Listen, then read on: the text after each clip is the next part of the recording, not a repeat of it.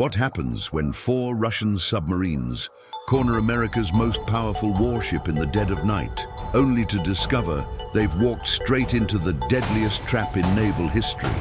Hit that subscribe button, because what you're about to witness will redefine everything you thought you knew about underwater warfare.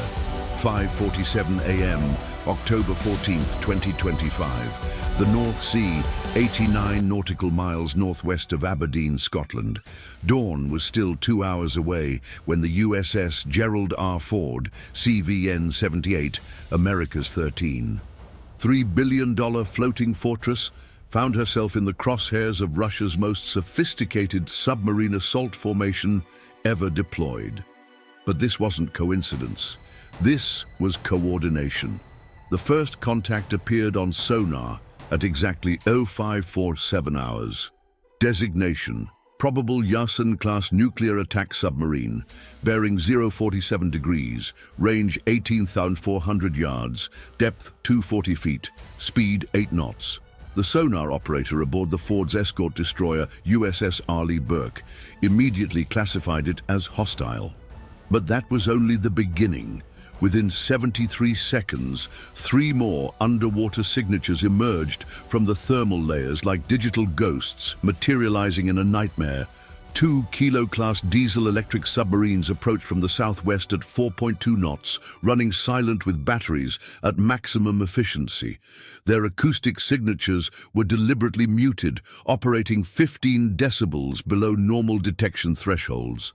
Meanwhile, a second Yasin-class nuclear submarine accelerated from the northeast, its reactor coolant pump cycling at precisely 892 RPM, generating just enough noise to mask the approach of its diesel companions. This wasn't a patrol encounter.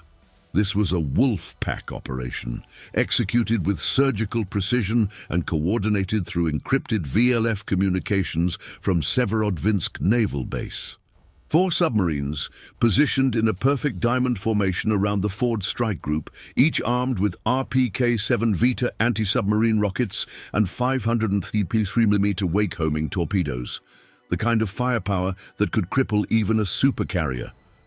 At 0551 hours, the lead Yasin-class submarine began flooding its torpedo tubes.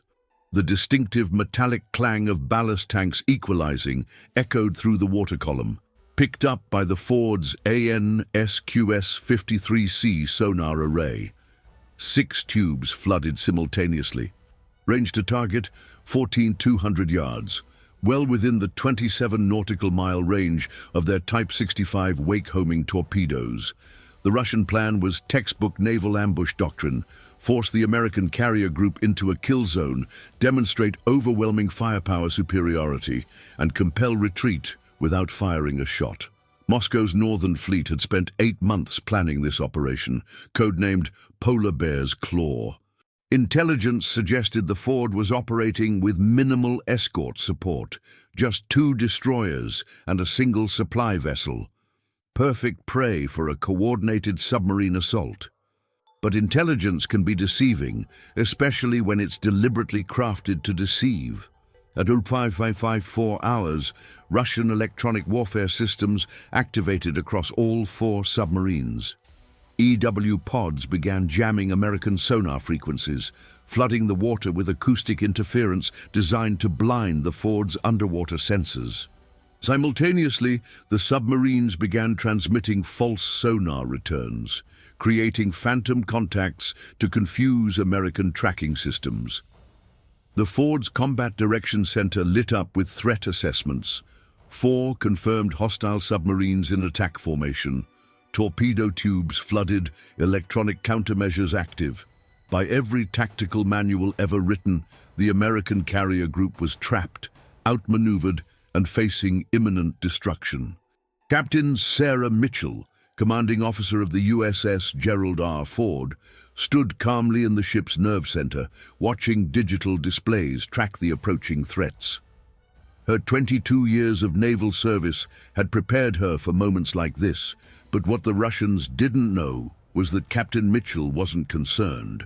She was waiting.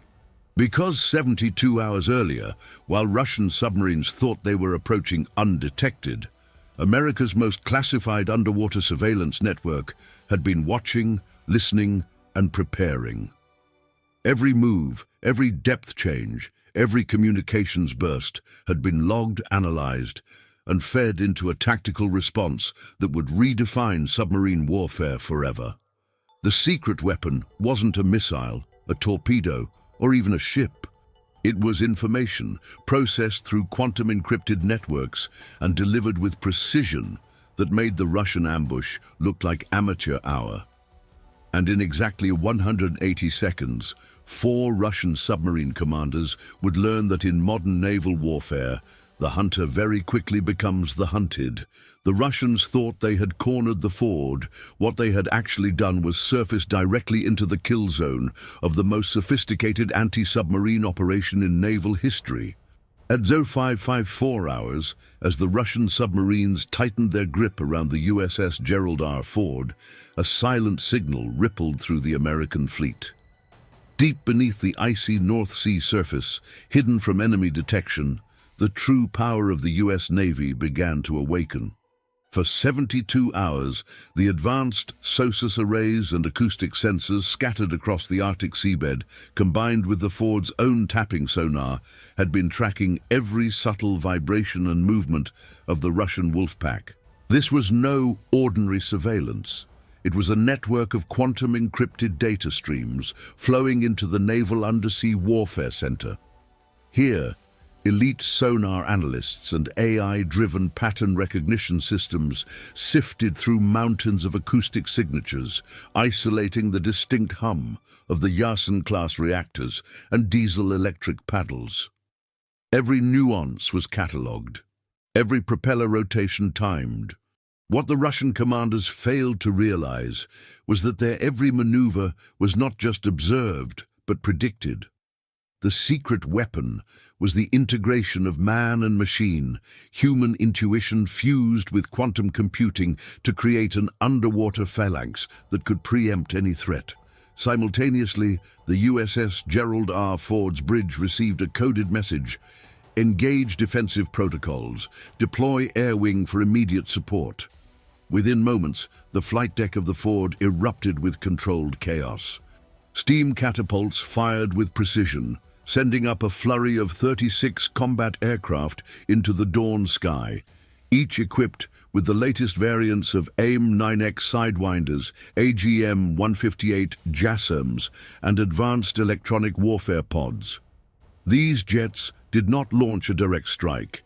Instead, they performed a synchronized aerial ballet that projected overwhelming offensive capability, confusing Russian sensors and forcing their assets into defensive postures.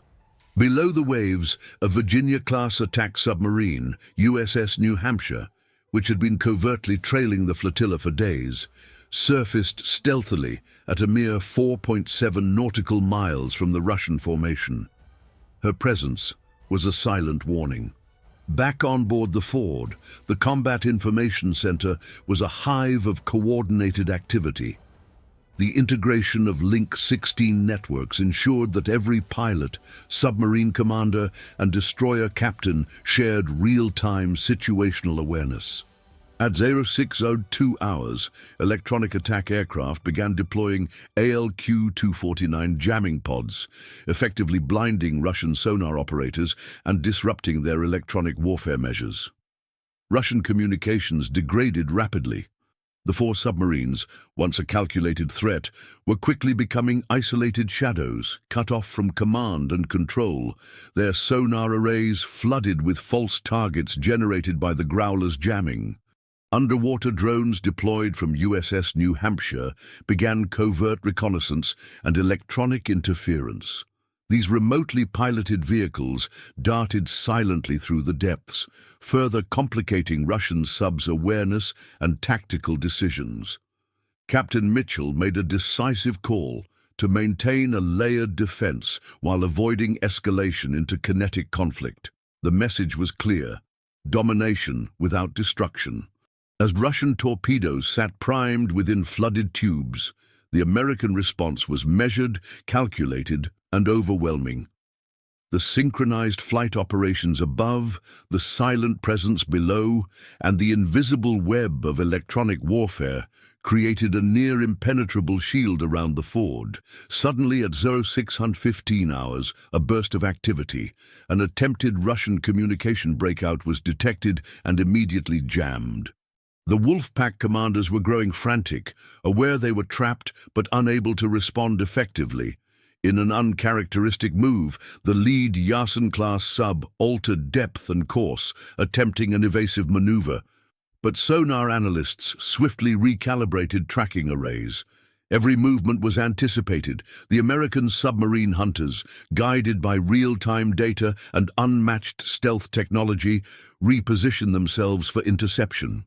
For the next hour, the battlefield was a silent chess match beneath the waves. Russian subs circled nervously, unsure whether their every move was being countered by unseen American forces. Meanwhile, the USS Gerald R. Ford continued its aerial deterrence mission, launching intermittent but precise electronic pulses that further degraded Russian sensors. The skies above became a fortress of detection and control. At 0630 hours, the first sign of collapse in the Russian flotilla's coordination appeared as one Kilo-class sub signaled a low battery and requested emergency retreat. Without reliable communication and under constant threat, the Russian Wolfpack's cohesion began to fracture. The secret weapon remained the intelligence and seamless coordination that turned the tide without a single missile fired or torpedo launched. By 0655 hours, the American invisible hand had squeezed every ounce of pressure. The Russian submarines, realizing their ambush had turned into a trap, began a slow withdrawal, their confidence shattered. The U.S. Navy had showcased a new era of naval warfare where information, technology, and precision replaced brute force. The Wolfpack that thought it cornered the bear was instead the one trapped, hunted, and outmaneuvered in the silent depths of the Arctic. At 0710 hours, the impossible had become inevitable. 4 Russian submarines, once positioned for a devastating ambush, began their silent retreat from the North Sea battlespace. The Wolfpack that had stalked the USS Gerald R. Ford for days was now limping home, their mission transformed from hunter to hunted in less than 2 hours of electronic warfare brilliance. The lead Yasen-class submarine, K-560 Severodvinsk, was the first to break formation.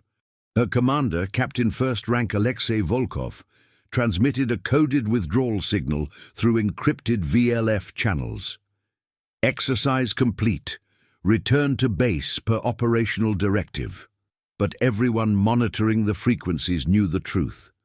This wasn't an exercise conclusion. This was a tactical defeat disguised as routine operations. By 0720 hours, all 4 Russian submarines had altered course toward Murmansk, their acoustic signatures fading into the background noise of commercial shipping lanes. The Kilo-class diesels, critically low on battery power after hours of high-speed maneuvering, were forced to surface periodically for snorkel operations, exposing their positions to American satellites and maritime patrol aircraft orbiting overhead. Captain Sarah Mitchell watched the tactical display as red contacts gradually disappeared from the screen. The Ford's Combat Information Center, which had been a storm of coordinated activity for over 2 hours, gradually returned to routine operations. But the implications of what had just occurred would ripple through naval doctrine for decades. What the Russian Navy had encountered wasn't just superior American technology. It was the integration of human expertise with artificial intelligence, quantum computing, and real-time data fusion that created an underwater awareness system decades ahead of any competitor.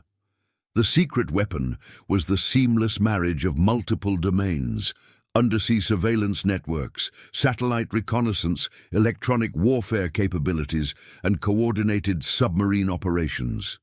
The USS New Hampshire, still submerged at periscope depth, transmitted her final report.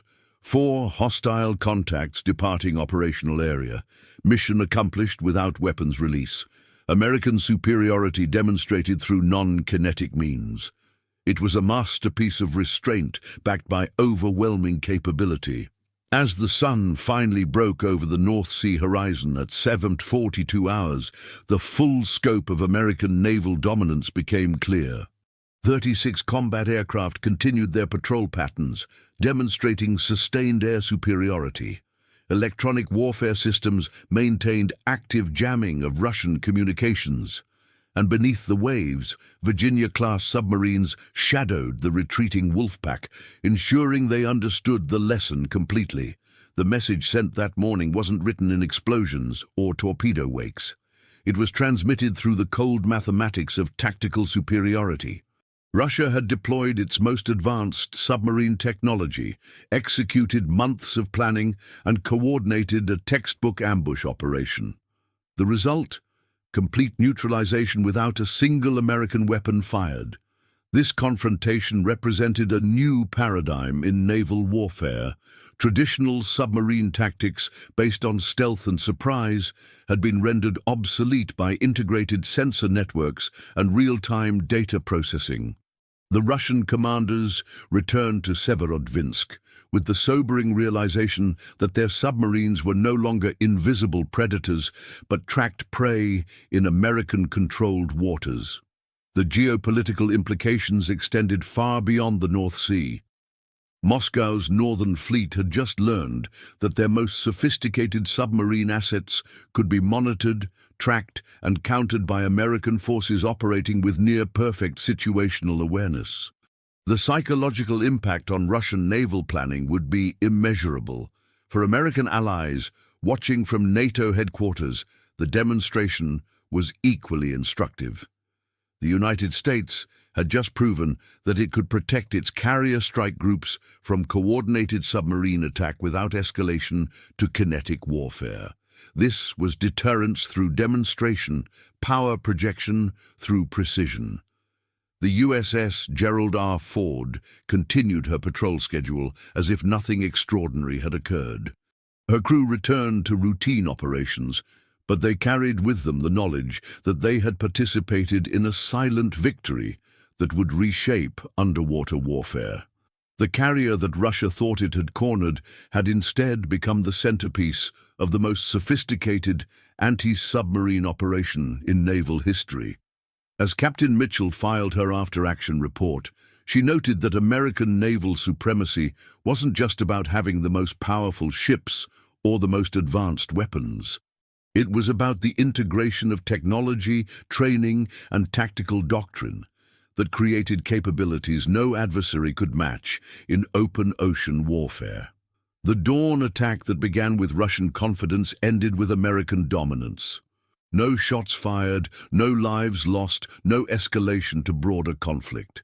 Just the quiet demonstration that in the 21st century, information warfare and technological integration had made traditional submarine ambush tactics as obsolete as wooden sailing ships.